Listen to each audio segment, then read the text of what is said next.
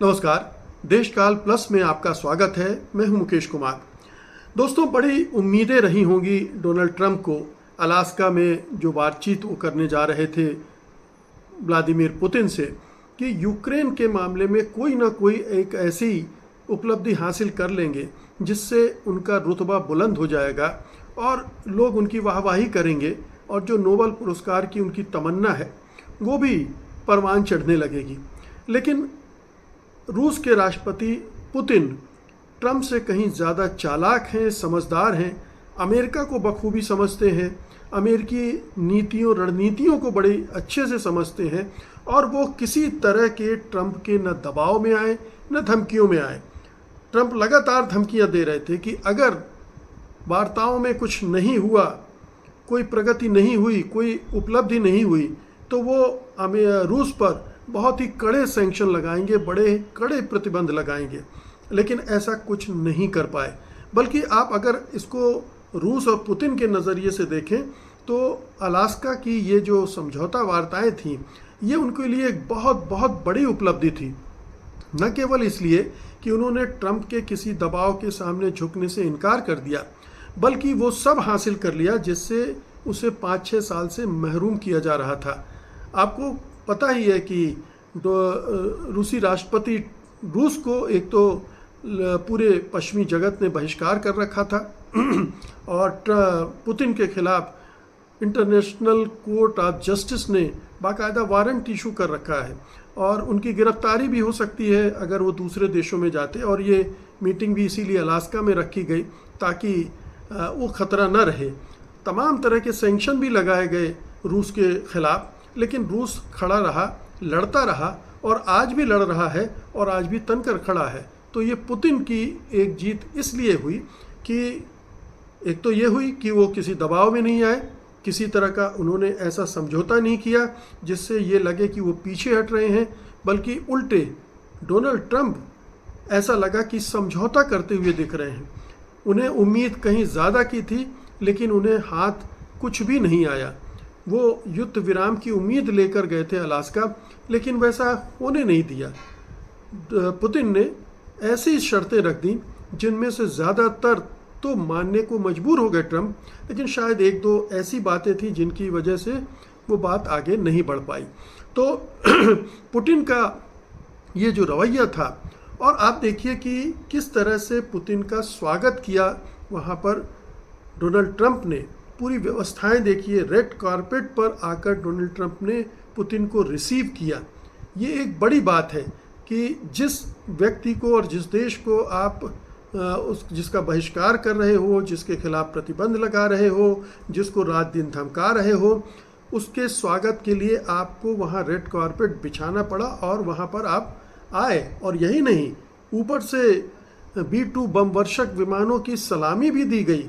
यानी ये तो अभूतपूर्व था रूसी राष्ट्रपति के लिए, जिस तरह का उनको इस तक स्वागत किया गया और जिस तरह की सलामी उनको दी गई।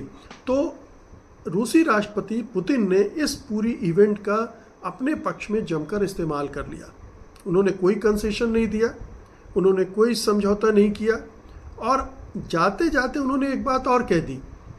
जब संयुक्त प्रेस कॉन्फ्रेंस चल रही थी, उसके अंत में उन्होंने ये भी कह दिया कि अगली जो बातचीत हो वो मॉस्को में हो। अब ये एक ऐसा दांव है जिसमें ट्रंप फंस सकते हैं, क्योंकि ट्रंप मॉस्को जाने से कतराएंगे और ज़ेलेंस्की का वहाँ जाना तो और भी मुश्किल है क्योंकि वो तो शत्रु देश के राष्ट्रपति हैं। तो ज़ेलेंस्की भी फंस गए।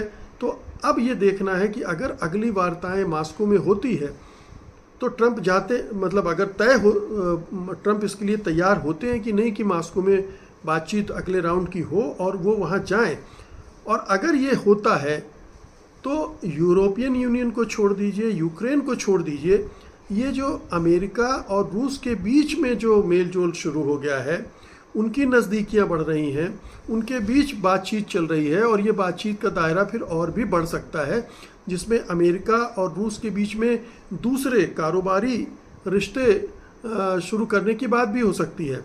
और ये इस तरह की चीज़ें पुतिन ने हासिल कर ली हैं इस बातचीत से कि ये बड़ा महत्वपूर्ण है कि जो आइसोलेशन था रूस का, पुतिन का अंतर्राष्ट्रीय बिरादरी में, वो उन्होंने इसके ज़रिए ख़त्म कर लिया है।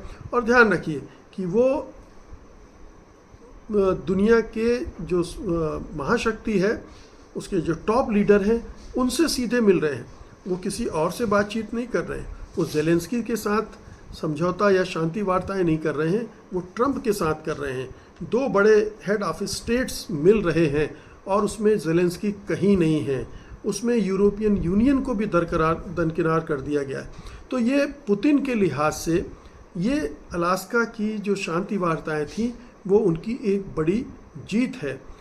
बड़ी आप देखिए कि कहा जा रहा है कि इस बातचीत में जो क्षेत्र रूस ने कब्जा कर लिया है वो तो उस पर अपना दावा कर ही रहा है, बल्कि उसने कुछ ऐसी जगहों पर भी दावा कर दिया है जहां पर रूसी लोग बहुतायत में हैं, वो उन इलाकों को भी चाह रहा है। तो ये एक और झटका है यूरोपियन यूनियन के लिए भी, ज़ेलेंस्की के लिए भी, कि जो पुरानी चीज़ें थी जिन पर रूस कब्जा कर चुका है वो तो दे नहीं रहा है। क्राइमिया की बात वो पहले ही भूल चुका है, मतलब ये स्वीकार कर लिया कि क्राइमिया तो अब रूस का हिस्सा रहेगा ही। अब ये और टेरिटरी और भूमि खोने का खतरा ज़ेलेंस्की के सामने, उनके यूक्रेन के सामने खड़ा हो गया है। तो ये तमाम चीज़ें हैं जो बताती हैं कि पुतिन अपने कार्ड कितनी बेहतर ढंग से खेल रहे हैं और उनके सामने यूरोपियन यूनियन और यूक्रेन और ज़ेलेंस्की तो छोड़ ही दीजिए, डोनाल्ड ट्रंप भी हक्के बक्के हैं। क्योंकि डोनाल्ड ट्रंप तो चुनाव प्रचार के दौरान कह रहे थे कि मैं 24 घंटे में युद्ध विराम करवा दूंगा, वो करवा नहीं सके। फिर ये 6-7 महीने निकल गए हैं, पहली शिखर वार्ता हुई है और इस वार्ता में भी वो उस तरह की चीज़ें नहीं निकाल पाए हैं जिसको अपनी उपलब्धि के रूप में वो अमेरिका में प्रस्तुत कर सके। तो ये एक तरह से उनकी पराजय भी है। लेकिन ठीक है, वो ये दावा ज़रूर कर सकते हैं कि मैंने बातचीत शुरू की, युद्ध रुकवाने की कोशिश की, बातचीत चल रही है, बातचीत में प्रगति हो रही है और अगले राउंड की बातचीत में शायद और इस पूरे मुद्दे को सुलझाया जा सके और एक ऐसी स्थिति बन सके जिसमें युद्ध विराम संभव होगा। यूरोपियन यूनियन की कोशिश ये थी कि पहले युद्ध विराम हो जाए फिर बाकी चीज़ें डिस्कस हों, लेकिन रूसी राष्ट्रपति का ये जो कार्ड है कि पहले चीज़ें तय हों फिर युद्ध विराम की बात होगी, इसमें यूरोपियन यूनियन भी फंस गया है और अमेरिका भी फंस गया है, ट्रंप भी फंस गए हैं। वो इससे निकल नहीं पा रहे हैं। जो उन्होंने उम्मीद की थी कि दबाव बनाकर वो ये सब पुतिन से हासिल कर लेंगे, वो हुआ नहीं है। और पुतिन अमेरिका को, डोनाल्ड ट्रंप को जितना अच्छा समझते हैं शायद दुनिया में बहुत कम नेता, बहुत कम देश समझते होंगे। इसीलिए वो इस तरह इतनी मुसीबतों के बीच भी अपने आप को बेहतर ढंग से पेश कर पा रहे हैं और अपने देश के लिए और अपने लिए जो हासिल करना है वो हासिल कर पा रहे हैं। बहुत बहुत शुक्रिया आपका, धन्यवाद, नमस्कार।